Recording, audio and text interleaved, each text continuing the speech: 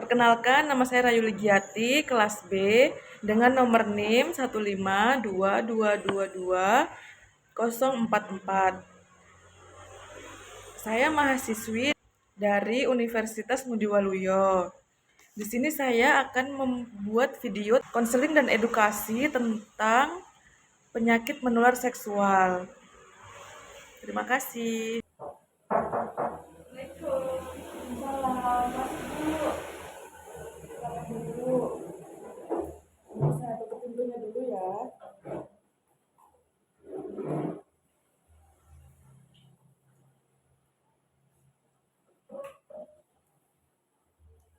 Mana Bu, ada yang bisa saya bantu atau ada keluhan?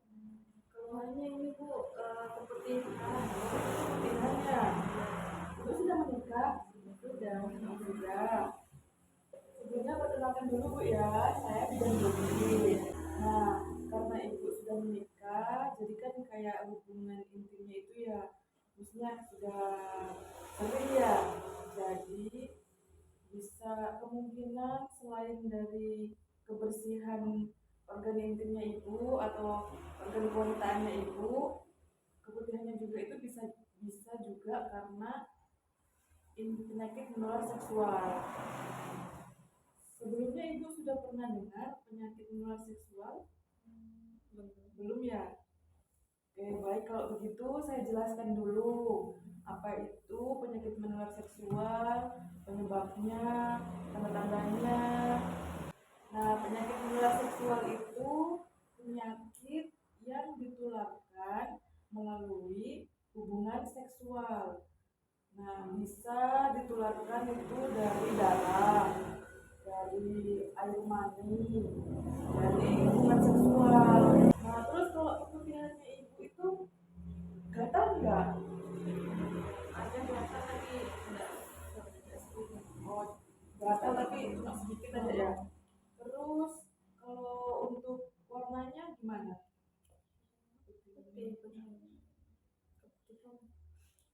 Putih bening gitu ya.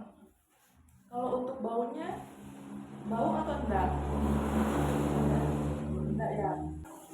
Nah, kalau dari keluhannya Ibu, sebenarnya ini masih normal karena keputihannya masih bening putih, terus tidak berbau, tidak berwarna. Jadi keputihannya ini masih dianggap keputihan yang masih normal. Nah, kalau tanda-tanda penyakit menular seksual itu, dia terasa sakit dan nyeri saat buang air kecil, baru terasa panas juga saat buang air kecil, baru saat ibu berhubungan seksual juga rasa sakit, terus ada rasa nyeri pada bagian perutnya ibu. Nah, terus keputihannya itu biasanya berwarna putih susu kental begitu, terus bergumpal itu kayak nasi gitu loh Bu, yang di kayak es gini. Nah, kayak begitu keputihannya, itu nggak normal. Terus keputihannya itu juga disertai gatal dan kemerahan pada alat kelamin. Selain itu keputihannya juga kayak berbusa, berwarna hijau, berbau busuk dan gatal. Nah, itu kalau Ibu merasakan itu perlu dicurigai kalau Ibu mengalami penyakit menular seksual. Terus yang selanjutnya, saat Ibu setelah berhubungan seksual itu biasanya muncul atau keluar kayak bercak darah. Terus di organ kewanitaannya Ibu itu biasanya timbul kayak bintil, isi cairan, terus lecet kayak borok gitu Bu. Nah, itu tanda-tanda kalau Ibu mengalami penyakit menular seksual. Sedangkan kalau dari keluarnya Ibu tadi sepertinya enggak. Nah, kalau untuk yang rawan dan rentan terjadi penularan penyakit seksual itu biasa dari usia, yang pertama itu usia laki-laki itu dari 20 sampai 34 tahun. Kalau pada perempuan kita 16 sampai 24 tahun. Terus bekerja seks komersial. Nah, terus homoseks yang sesama jenis. Terus pecandu narkotika. Nah, itu bisa semua menyebabkan akan terjadi penyakit menular seksual.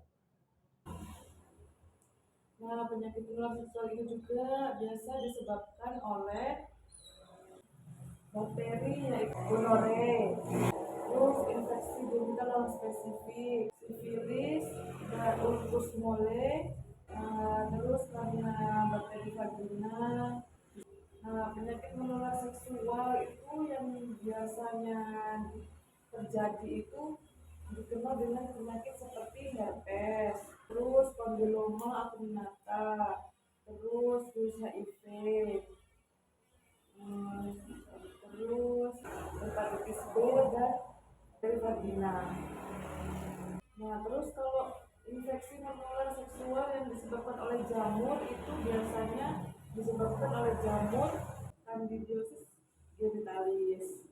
Menular seksual yang disebabkan oleh protozoa atau parasit itu biasanya dikenalnya dengan nama trichomoniasis. Terus yang kedua tuberkulosis pubis. Terus yang ketiga skabies tingkat 2.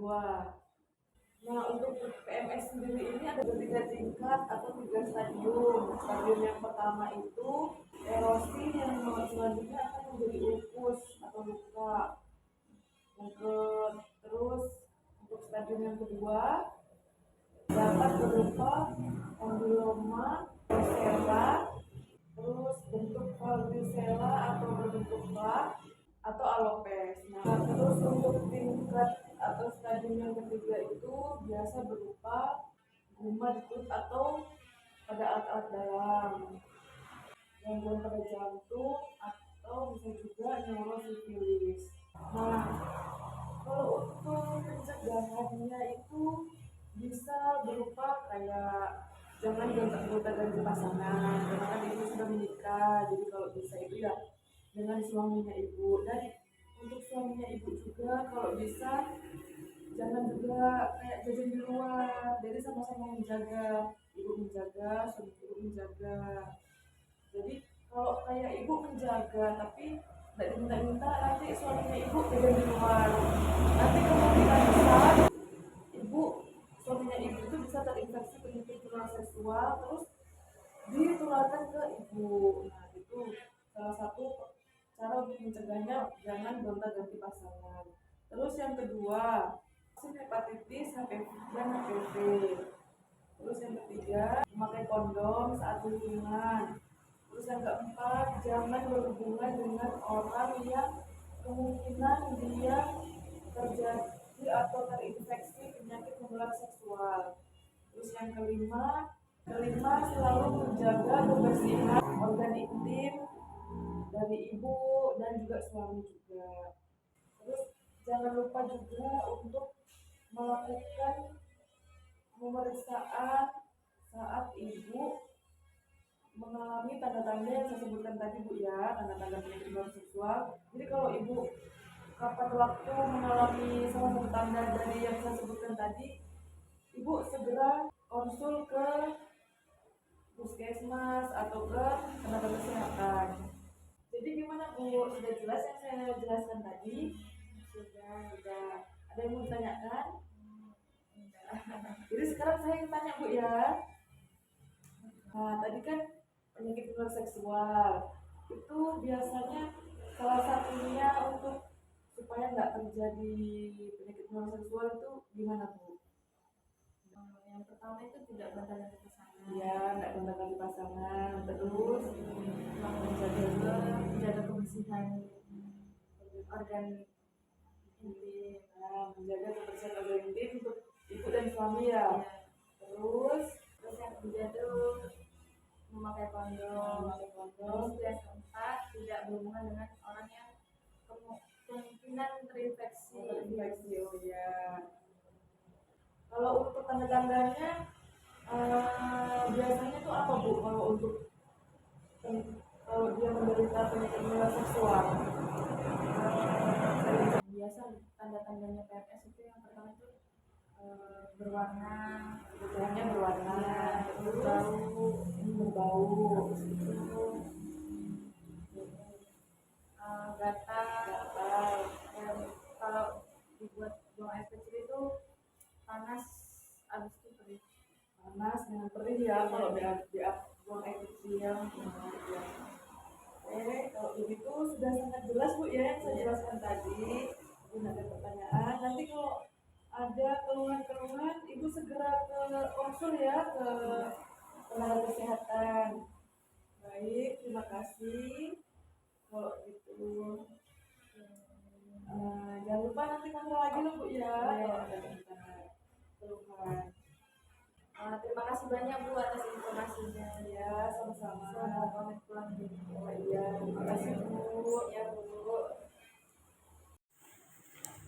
Setelah kita melakukan tindakan, jangan lupa untuk mendokumentasikan tindakan yang kita berikan kepada pasien. Apa saja yang kita lakukan, kita catat. Jangan lupa untuk mencatat tanggal, hari, jam, kemudian terakhir nama kita, bidan, dan paraf. Terima kasih.